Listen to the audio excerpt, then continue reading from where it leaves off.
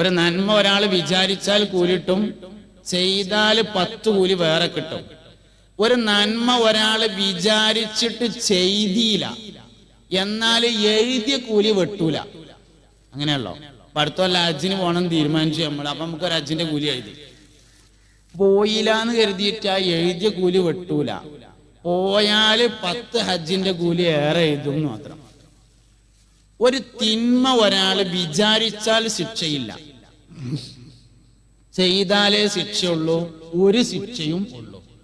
നന്മക്ക് 10 കൂലിയുണ്ട്, 70 കൂലിയുണ്ട്, 70,000 കൂലി കിട്ടുന്നുണ്ട്. ഇങ്ങനെ ഒരുപാട് കൂലി കിട്ടുന്നുണ്ട്. ഒറ്റ കൂലി ഒന്നിനും പറയണില്ല. ഒക്കെ 20, 25, 70 അങ്ങനെയൊക്കെയാണ് പറയണത്. ഒരാള് ഫർദ് നിസ്കാരം ജമാഅത്തായിട്ട് നിർവഹിച്ചാൽ 24 ഇരട്ടി കൂലി കിട്ടും. ഫർദ് നിസ്കാരം ഒരാള് തലമറച്ച് നിസ്കരിച്ചാൽ 25 നിസ്കാരത്തിന്റെ കൂലി ഏറെ കിട്ടും. ഒരു ചെലവില്ല. പള്ളിക്കത്തെ ഹൗദിന്റെ അവിടുന്ന് ഒതുണ്ടാക്കി കയറിനോടത്തുള്ള തൂണിന്റെ ചോട്ടില് പ്ലാസ്റ്റിക്കിന്റെ കൊട്ടയിലുണ്ടാവും തൊപ്പി. അതൊന്നെടുത്ത് തലയിലിട്ടാൽ മതി, 25 നിസ്കാരത്തിന്റെ കൂലിയായി. അത് വെള്ളിയാഴ്ച ജുമാ നിസ്കാരാണെങ്കിൽ 70 ജുമയുടെ കൂലി ഏറെ കിട്ടും. ഞാൻ പറഞ്ഞതല്ല, മുഹമ്മദ് നബി സല്ലല്ലാഹു അലൈഹി വസല്ലം പറഞ്ഞതാണ്. ഒരു ചെലവുമില്ല. തൊപ്പി കൊണ്ടോണ്ട, പള്ളിക്കുണ്ട്. ആ കൊട്ടെടുത്തുങ്ങാണ്ട് ഒന്ന് തലയെ കൗത്തിയാല് 70 ജുമാന്റെ കൂലിയായി വെള്ളിയാഴ്ച. ഒരു ചെലവുമില്ല. നമ്മൾ ചെയ്യൂല, എന്താ കേട്ട. അല്ലെങ്കിലും ചെറിയ ചെറിയ കാര്യങ്ങളിലൊന്നും തീരെ ശ്രദ്ധ ഇല്ലല്ലോ. എല്ലാരും ഓരോ തൊപ്പി വാങ്ങണം. നബി സല്ലല്ലാഹു അലൈഹി വസല്ലം തങ്ങൾ കുളിച്ച് എണ്ണ തേച്ച് വാർന്നിട്ട് തൊപ്പി വെച്ച് അതിന്റെ മേലെ തലയെ കെട്ടലായിരുന്നു പതിവ്. എന്നാൽ അപൂർവമായ ചില സന്ദർഭങ്ങളിൽ തൊപ്പി മാത്രവും നബി സല്ലല്ലാഹു അലൈഹി വസല്ലം തങ്ങൾ ധരിച്ചിട്ടുണ്ട്. അതുകൊണ്ട് തൊപ്പിയെങ്കിലും എല്ലാവർക്കും വേണം. ഒന്ന് തീരല്ലാത്തവർ ഓരോന്ന് വാങ്ങണം. ഒന്നുള്ളവര് 2 കൂടി വാങ്ങിയിട്ട് 3 ആക്കണം. 3 തൊപ്പി. എന്തിനാ? നബി തങ്ങൾക്ക് 3 തൊപ്പി ഉണ്ടായിരുന്നു എന്നുണ്ട്. കെട്ടിന്റെ ശ്രേഷ്ഠതയുണ്ട് തൊപ്പിയിലെന്ന് ബിഗയത്ത് 3-ാം ഭാഗമിൽ പറയുന്നു. ഉണ്ടായിരുന്നു നബിക്ക് തൊപ്പികൾ 3, അത് 3 സൈസിൽ ഉള്ളതായി പറയുന്നു. നമുക്കുള്ള വേഷവിധാനമിൽ നബിയല്ലേ വർദ്ധിച്ച മാതൃക എന്നതും മറക്കല്ലേ. അതുകൊണ്ട് എല്ലാവർക്കും ഓരോ തൊപ്പി നിർബന്ധമായും വേണം. ഒന്നുള്ളവര് 3 ആക്കണം. 3 3 സൈസിലാവണം. കാരണം നബി തങ്ങൾക്ക് 3 തൊപ്പി ഉണ്ടായിരുന്നു. 3 സൈസിലായിരുന്നു ഉണ്ടായിരുന്നത്. അതുകൊണ്ട് അങ്ങനെ തന്നെ വേണം. അങ്ങനെ തന്നെ ഒക്കെ പറഞ്ഞ അതേമാതിരി തന്നെ ചെയ്യാം. അതാണ് ഏറ്റവും പ്രധാനപ്പെട്ട കാര്യം. അള്ളാഹുവിന്റെ റസൂലിന് എങ്ങനെയായിരുന്നു അങ്ങനെ തന്നെ. അതെന്തിനാ അപ്പൊ 1 പോരെന്ന് ചോദിച്ചാല് അത് നബിക്ക് 3 ഉണ്ട്, അതുകൊണ്ട് 3. അത് 3 സൈസാണ്, അതുകൊണ്ട് 3 സൈസ്. അങ്ങനെ തന്നെ ചെയ്യണം. കാരണം എന്താ? ഇതിനൊക്കെ ഒരുപാട് കൂലികളുണ്ട്. നമ്മുടെ നാട്ടിൽ നിന്ന് ഉംറക്കും ഹജ്ജിനും പോകുന്ന ആൾക്കാരെ ആ 6 സൗറിന്റെ താഴെ ഇങ്ങനെ ചെന്നിട്ട് മേലക്ക് ഇങ്ങനെ നോക്കിയിട്ട് പറയും, അതോ കാണുന്നതാണ് 6 സൗറ്, വെളുത്ത അടയാളം ഇങ്ങനെ കാണുന്നില്ലേ, അതിൽ കൂടിയാണ് നബി തങ്ങൾ ഇങ്ങനെ കയറി പോയിരുന്നത്. അതൊക്കെ മനുഷ്യന്മാര് പോണ തന്നെയാണ്. അങ്ങോട്ട് പോണേനും കയറണേനും വലിയൊരു ഫളീലത്തൊന്നുമില്ല. നമ്മൾ ഇവിടെ ഇരുന്ന് ദ്വാരക്കാര്യം താഴെന്നിട്ട് സംഗതി ഫളീലത്തില്ലാത്തോണ്ടൊന്നല്ല, തണ്ടല് വിലങ്ങാത്തത് കൊണ്ടാണ്. അള്ളാന്റെ റസൂല് കയറിയോടത്തേക്ക് കയറണേന് ഫളീലത്തൊക്കെ ഉണ്ട്. സംഗതി ഊരോണ്ട് വയ്യ. ബംഗാളികള് സ്റ്റെപ്പ് ഉണ്ടാക്കിയിട്ടുണ്ട് അങ്ങോട്ട്, എന്നാൽ പോലും നമ്മളെ കൊണ്ട് കയറാൻ പറ്റൂല. അപ്പൊ പിന്നെ ഇവിടെ നിന്ന് തോരന്നാ മതി എന്ന് പറഞ്ഞാണ്ട് ദ്വാരക്കാണ്. നബി തങ്ങൾ ചെയ്തതിനൊക്കെ ഫളീലത്തുണ്ട് സല്ലല്ലാഹു അലൈഹി വസല്ലം. അതുകൊണ്ടൊക്കെ അതേമാതിരി തന്നെ ചെയ്യുക എന്നത് തന്നെയാണ് പ്രധാനപ്പെട്ട കാര്യം. മുഹമ്മദ് നബി സല്ലല്ലാഹു അലൈഹി വസല്ലം തങ്ങൾക്ക് രാത്രി ഉറങ്ങുമ്പോൾ ധരിക്കാൻ വേണ്ടി ഒരു നല്ല വസ്ത്രം ഉണ്ടായിരുന്നു. രാത്രി ഭാര്യയോടൊപ്പം കിടന്നുറങ്ങുമ്പോൾ ധരിക്കാൻ വേണ്ടി ഒരു നല്ല വസ്ത്രം ഉണ്ടായിരുന്നു എന്ന് ഇമാം തുർമുദി റളിയല്ലാഹു അൻഹു തന്റെ ശമാഇലിൽ ഉദ്ധരിച്ചിട്ടുണ്ട്. നമ്മൾ ഉള്ളിലേക്ക് കീറിയത് കടക്കുമ്പോൾ എടുക്കും. അങ്ങനെയല്ല, കടക്കുമ്പോൾ ഒരു നല്ല തുണിങ്ങുപ്പായി. 2 നിലക്ക് അത് വേണം. ഒന്ന്, ഉറക്കം എന്നത് ചെറിയ മരണമാണ്. മരിക്കുമ്പോൾ നല്ല വസ്ത്രത്തിലായിരിക്കുക എന്നുള്ളത് പ്രധാനപ്പെട്ട കാര്യമാണ്. അതുകൊണ്ട് തന്നെ പിറ്റേ ദിവസം രാവിലെ എഴുന്നേറ്റാൽ ആ തുണി എടുക്കാൻ പാടില്ല. അതിനി പിന്നെ കടന്നുറങ്ങുമ്പോൾ എടുക്കണതിന് കുഴപ്പമില്ല. രാത്രി എടുത്ത വസ്ത്രം രാവിലെ എടുക്കരുത്, അത് വേറെ ഒന്ന് എടുക്കണം. കാരണം അത് മരിക്കുമ്പോൾ ധരിച്ച വസ്ത്രമാണ്. ഒരു ചെറിയ മരണമാണ് യഥാർത്ഥത്തിൽ ഉറക്കം എന്ന് പറയുന്നത്. അവ കടക്കുമ്പോൾ എടുക്കാനായിട്ട് നല്ല വസ്ത്രം. നബി സല്ലല്ലാഹു അലൈഹി വസല്ലം തങ്ങൾക്ക് അങ്ങനെ ഉണ്ടായിരുന്നു. അതുകൊണ്ട് വേണം, പെണ്ണുങ്ങൾക്കും വേണം നല്ലത്. ഇതിപ്പോ പിന്നെ കുട്ടികളൊന്നും ഉള്ളിടത്ത് പറയാൻ പറ്റൂല, എന്നാലും വേറെ അടുത്ത് പറയാങ്ങളെ കിട്ടൂല്ലല്ലോ. ഈ ആണുങ്ങൾ ഈ റെയിൽവേ സ്റ്റേഷനിലും അതേമാതിരി പിന്നെ എയർപോർട്ടിലും അവിടെയും ഇവിടെയൊക്കെ ഇങ്ങനെ പോയി നിൽക്കുന്ന സമയത്ത് ഇതിങ്ങനെ കുറേ പെണ്ണുങ്ങളൊക്കെ കാണാം. ഈ ചന്തിയൊക്കെ ലാമിനേറ്റ് ചെയ്ത് ചേർത്ത് കുറേ സാധനങ്ങൾ. അപ്പൊ ഇതൊക്കെ ഇങ്ങനെ കാണുമ്പോൾ എനിക്ക് എൻ്റെ ഭാര്യൻ്റെ പെരയിലുണ്ടല്ലോ എന്ന് കരുതിയിട്ട് വരുമ്പോൾ ഈ കീറിയ മാക്സിയായിട്ട് വന്നാൽ എങ്ങനെയൊക്കെ അതിൻ്റെ കോലം. അതുകൊണ്ട് നല്ല തുണിയും കുപ്പായും കിടക്കാൻ പോകുമ്പോൾ എടുക്കണം. അവിടെയാണ് ഈ ലാമിനേഷനൊക്കെ വേണ്ടത്. പക്ഷെ അവിടെ അതൊന്നും ചെയ്യൂല. ലാമിനേഷനൊക്കെ പുറത്തിറങ്ങുമ്പോൾ മറ്റേ ഇങ്ങനെ തളവളറിഞ്ഞാണ്ട്. അപ്പൊ ഈ എല്ലാ കാര്യങ്ങളും ചെയ്യേണ്ട സ്ഥലം അവിടെയാണ്. ഞാൻ പറയാൻ കാരണം എന്താ വെച്ചാൽ ഉറങ്ങുമ്പോൾ നല്ല തുണിയും കുപ്പായം എടുക്കണം എന്ന് പറഞ്ഞതാണ്. മുഹമ്മദ് നബി സല്ലല്ലാഹു അലൈഹി വസല്ലം തങ്ങൾക്ക് അങ്ങനെയാണ് ഉണ്ടായിരുന്നത്. എല്ലാ വിഷയത്തിലും നമ്മൾ നബി തങ്ങളെ മാതൃകയാക്കണം. നിങ്ങൾക്കറിയാം, 55 വയസ്സായ ഏതെങ്കിലും ഒരു ഭാര്യയും ഒരു ഭർത്താവും വീടിന്റെ സിറ്റ് ഔട്ടിൽ അല്ലെങ്കിൽ പുറത്തിങ്ങനെ ഇരുന്നിട്ട് ഒരുമിച്ചിരുന്ന് ഭക്ഷണം കഴിക്കുന്നത് കാണുക എന്നുള്ളത് അപൂർവമാണ്.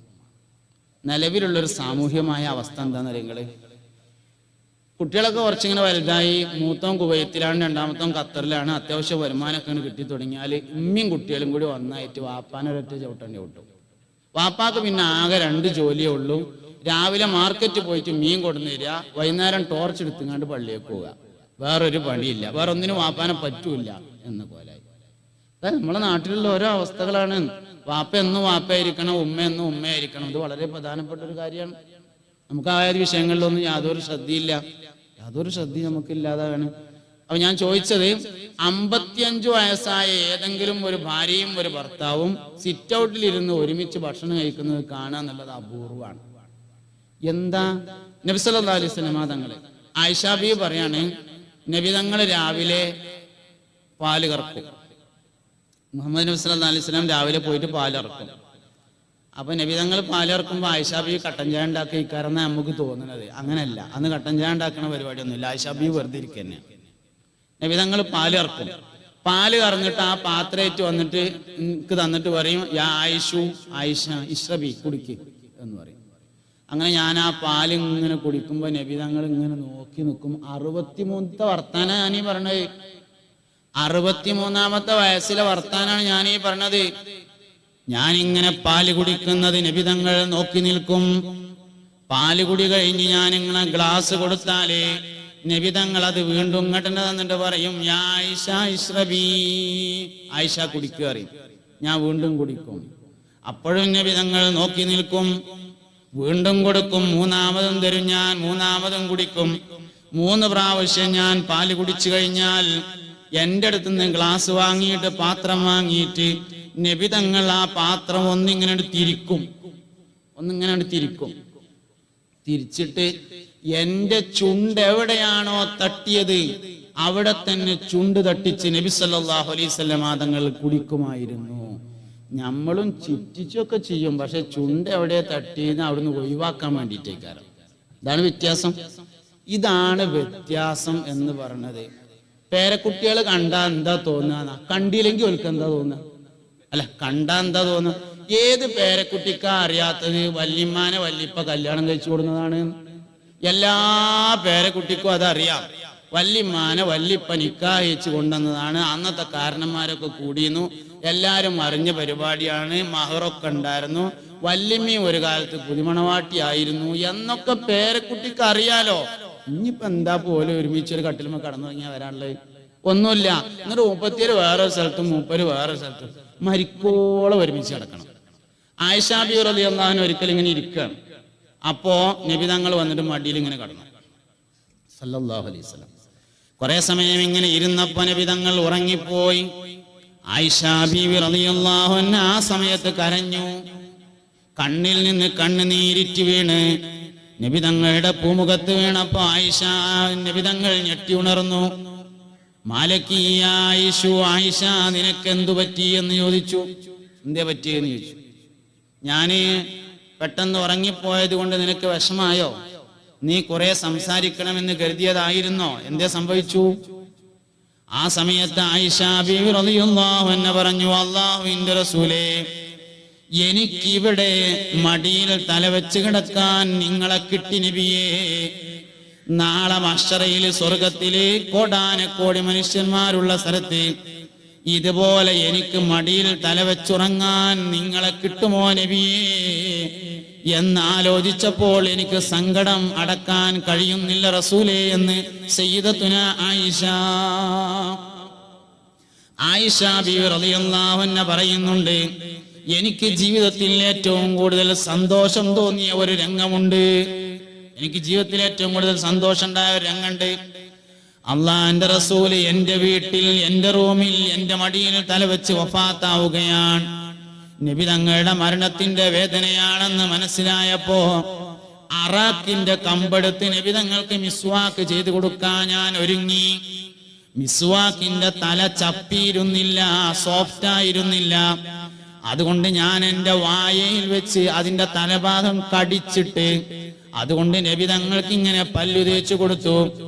അള്ളാന്റെ റസൂല് വഫാത്താകുമ്പോ എന്റെ ഉമിനീര് നബി തങ്ങളുടെ വായിലായിരുന്നു എന്നതാണ് എനിക്ക് ജീവിതത്തിൽ ഏറ്റവും കൂടുതൽ സന്തോഷം നൽകുന്ന രംഗമെന്ന് സയ്യിദത്തുന ആയിഷ റളിയല്ലാഹു അൻഹ. വളരെ പ്രധാനപ്പെട്ട കാര്യമാണ്.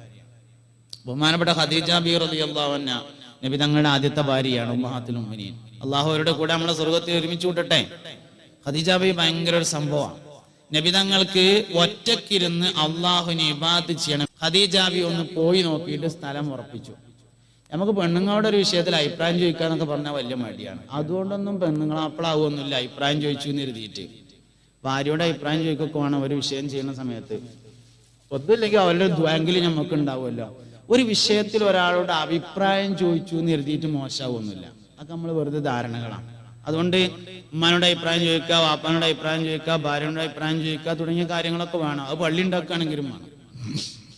നബി സല്ലല്ലാഹു അലൈഹി വസല്ലം തങ്ങൾ അഭിപ്രായം ചോദിച്ചു. ഖദീജ ബീവി റളിയല്ലാഹു അൻഹ പോയി നോക്കിയിട്ട് സ്ഥലം നിശ്ചയിച്ചു. ആയിക്കോട്ടെ പറഞ്ഞു. അങ്ങനെ നബി തങ്ങൾ പോവുകയാണ്. 2 വർഷമാണ് പോയത്.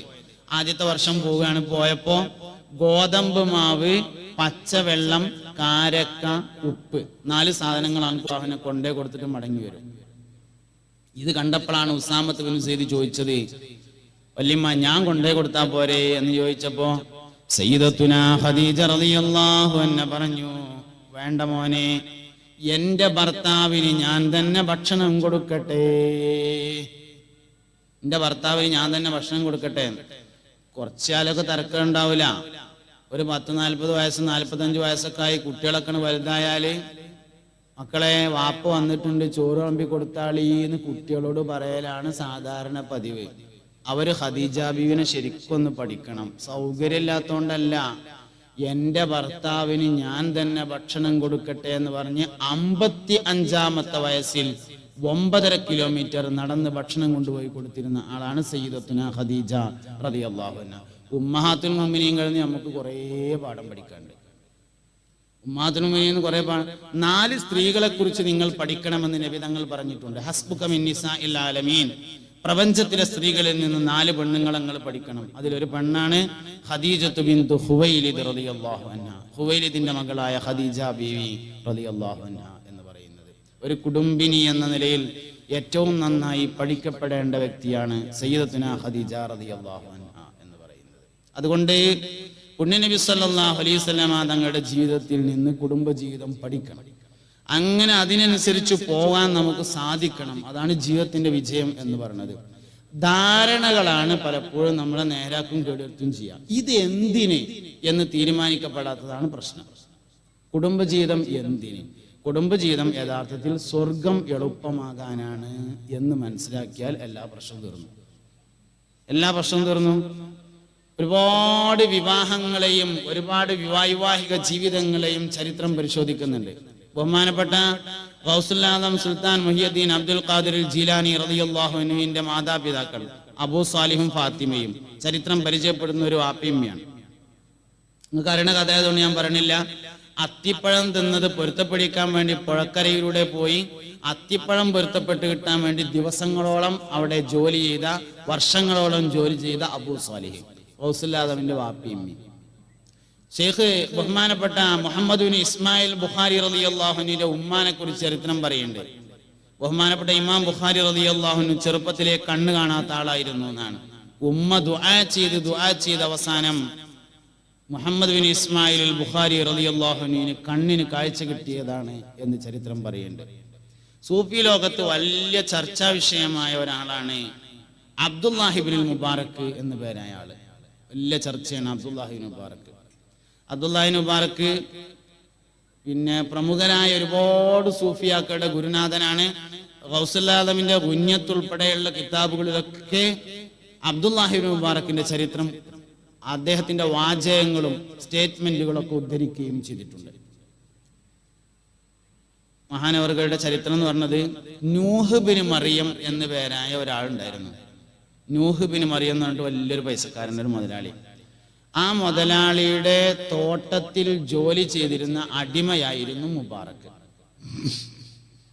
ഒരു ദിവസം നൂഹ് മുതലാളി തോട്ടം സന്ദർശിക്കാൻ വേണ്ടി ചെന്നു. തോട്ടത്തിലൂടെ ഇങ്ങനെ ചുറ്റിക്കറങ്ങി വന്ന് ക്ഷീണിച്ച് ഇരുന്നപ്പോ മുബാറക്കിനെ വിളിച്ചിട്ട് പറഞ്ഞു, മുബാറക്കെ, നമ്മുടെ തോട്ടത്തിൽ നിന്ന് നല്ല മധുരമുള്ള ഒരു പഴം കൊണ്ടുപോയി, എനിക്ക് കഴിക്കാനാണ് എന്ന് പറഞ്ഞു. അതിൽ മുബാറക്ക് ഇങ്ങനെ പോയിട്ട് നല്ലൊരു പഴം കൊടുന്നു കൊടുത്തു. തിന്നു നോക്കുമ്പോൾ ഭയങ്കര പുളിയാണ്. ഇതെന്താ ആളെ കളിയാക്കണത്? മധുരമുള്ള ഒന്ന് കൊണ്ടുപോവാ എന്ന് പറഞ്ഞു. രണ്ടാമതും പോയിട്ട് വേറൊന്ന് കൊടുന്നു കൊടുത്തു. കാണാനൊക്കെ നല്ല രസമുണ്ട്, പക്ഷെ ഭയങ്കര പുളിയാണ്. മൂന്നാമതൊന്ന് കൊണ്ടുവന്ന് കൊടുത്തു. അതും പുളിയായപ്പോ നൂഹ് മുതലാളി ചോദിച്ചു, അല്ല മുബാറക്കെ, എത്ര കാലമായി എൻ്റെ തോട്ടത്തിൽ നീ പണിയെടുക്കാൻ തുടങ്ങിയിട്ട്? ഇപ്പോഴും ഈ തോട്ടത്തിലെ മധുരമുള്ളതേതാ പുളിയുള്ളതേതാ എന്ന് നിനക്കറിയില്ലേ എന്ന് ചോദിച്ചു. അപ്പൊ പറഞ്ഞു, മുബാറക്ക് പറഞ്ഞു, മുതലാളി, ഈ തോട്ടത്തിലെ മധുരമുള്ളതും പുളിയുള്ളതും നോക്കാൻ നിങ്ങൾ എന്നെ ഏൽപ്പിച്ചിട്ടില്ല. ഈ തോട്ടത്തിന്റെ സംരക്ഷണമാണ് നിങ്ങൾ എന്നെ ഏൽപ്പിച്ചിട്ടുള്ളത്. നേരത്തെ ഉത്തരവാദിത്ത ബോധത്തെക്കുറിച്ച് പറയണ്ട. ഇവിടെ വലിയൊരു സംഗതിയാണ്. ഒരു മനുഷ്യനെ ഏൽപ്പിച്ച പണിയെടുക്കുക, ഏൽപ്പിക്കാത്ത പണി എടുക്കാതിരിക്കുക എന്നൊക്കെ ഉള്ളത്. ഉമർ റളിയല്ലാഹു അൻഹു ഒരിക്കലും മദീന പള്ളിയുടെ ചെരുവിൽ നിന്ന് കുട്ടികൾ കരയുന്നത് പോലത്തെ ഒരു കരച്ചിൽ കേട്ടു എന്നാണ്. സഹാബികൾ ചെന്ന് നോക്കുമ്പോൾ ബഹുമാനപ്പെട്ട അമീറുൽ മുഅ്മിനീൻ ഉമർ ബിൻ ഖത്താബ് റളിയല്ലാഹു അൻഹു തലയിൽ ഇങ്ങനെ കൈകെട്ടിയിട്ട് ഭയങ്കര കരച്ചിൽ. അപ്പൊ സഹാബത്ത് ചോദിച്ചു, അല്ല അമീറുൽ മുഅ്മിനീൻ, എന്തിനാ നിങ്ങൾ ഇങ്ങനെ കരയണതെന്ന് ചോദിച്ചപ്പോ കൈ ഇങ്ങനെ കാണിച്ചു കൊടുത്തു. ഇത് അങ്ങോട്ട് നോക്കി. സക്കാത്തിന്റെ മുതൽ സൂക്ഷിക്കാൻ വേണ്ടി ഏൽപ്പിക്കപ്പെട്ടതിൽ നിന്ന് 1 മണി ഗോതമ്പായിരുന്നു കയ്യിൽ. നാളെ അള്ളാന്റെ കോടതിയിൽ, ഉമറെ, അള്ളാഹുവിന്റെ അടിമകൾ നിന്നെ സക്കാത്തിന്റെ മകളിൽ സൂക്ഷിക്കാൻ വേണ്ടി ഏൽപ്പിച്ചിട്ട് അത് നീ എന്തിനെ നഷ്ടപ്പെടുത്തിയെന്ന് ചോദിച്ചാൽ ഞാൻ എന്താ മറുപടി പറയാ എന്നാലോചിച്ച് കരയുകയാണെന്ന് സയ്യിദുനാ ഉമർ ബിൻ ഖത്താബ് റളിയല്ലാഹു അൻഹു. അബ്ദുല്ലാഹി മുബാറക് പറഞ്ഞു, മുതലാളി, ഇവിടുത്തെ പഴങ്ങളുടെ രുചി അറിയാൻ നിങ്ങൾ എന്നെ ഏൽപ്പിച്ചിട്ടില്ല. ഇതിന്റെ സംരക്ഷണം എന്നെ ഏൽപ്പിച്ചിട്ടുള്ളൂ. അള്ളാഹുവാണേ സത്യം, ഈ തോട്ടത്തിൽ മധുരമുള്ള പഴമേതാണെന്നും പുളിയുള്ള പഴമേതാണെന്നും എനിക്കറിയില്ല എന്ന് പറഞ്ഞു. നൂഹ് മുതലാളി മുബാറക്കിനെ കൂട്ടിയിട്ട് പെരേക്ക് പോയി. വീട്ടിൽ ചെന്നിട്ട് ഭാര്യയോട് പറഞ്ഞു, ഭാര്യ സഹധർമ്മിണി, എനിക്കൊരാശയം തോന്നുന്നുണ്ടെന്ന് പറഞ്ഞു. ഭാര്യ ചോദിച്ചു, എന്താ നിങ്ങൾ ആശയം എന്ന് ചോദിച്ചു. നമ്മുടെ മോൾക്ക് നമ്മൾ കുറേ കാലമായിട്ട് ഭർത്താവിനെ അന്വേഷിച്ച് നടക്കല്ലേ. ഞാൻ ഇന്ന് തോട്ടത്തിൽ ചെന്നപ്പോ ഇങ്ങനെയൊക്കെയുള്ള ഒരു അനുഭവം ഉണ്ടായി. എനിക്ക് തോന്നാ നമ്മളെ മുബാറക്കിനെ കൊണ്ട് നമ്മളെ മോളെ കെട്ടിച്ചാലോ എന്ന് തോന്നാം. ഭാര്യ പറഞ്ഞു, ഞാനത് മോളോടൊന്ന് ചോദിക്കാം. മോളോട് ചോദിക്കട്ടെ പറഞ്ഞു. ഉടൻ തന്നെ മകളെ വിളിച്ചു തള്ള പറഞ്ഞത് ശ്രദ്ധിച്ചു കേട്ടു ജവാബിതാണുണ്ടായത്. മക്കൾക്ക് ഗുണമല്ലാത്തതൊന്നും തന്നെ മാതാപിതാക്കളിൽ നിന്ന് വരുമോ പൊന്നെ? അതിനാല് നിങ്ങൾക്കിഷ്ടമായി തോന്നുന്നത് എനിക്കിഷ്ടമാണതിലാണ് തൃപ്തിയുമുള്ളത്. ഉടൻ തന്നെ താൻ തൻ്റെ അടിമയെ ഇത്ഖാക്കി ഒരു ചെറിയ സദ്യ നടത്തി മരുമകനാക്കി ലോകത്ത് എമ്പാടും പ്രസിദ്ധം ഉള്ള ഇബ്നുൽ മുബാറക്കിനുമ്മയാണ് തള്ള.